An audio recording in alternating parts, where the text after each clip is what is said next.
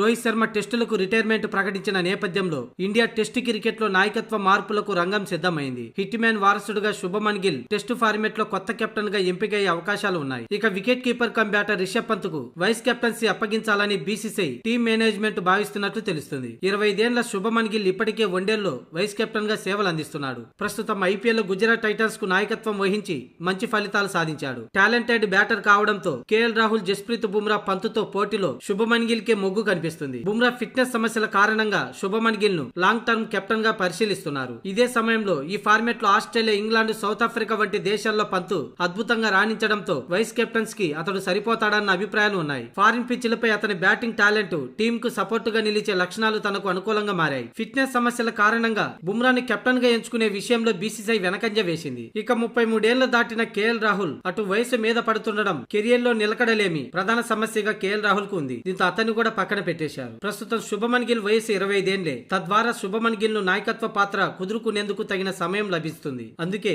టెస్టుల్లో గిల్ కెప్టెన్ గా, vice captain గా రిషబ్ పంత్ పేర్లను అనౌన్స్ చేసేందుకు బీసీసీ సిద్ధమైనట్లు తెలుస్తుంది.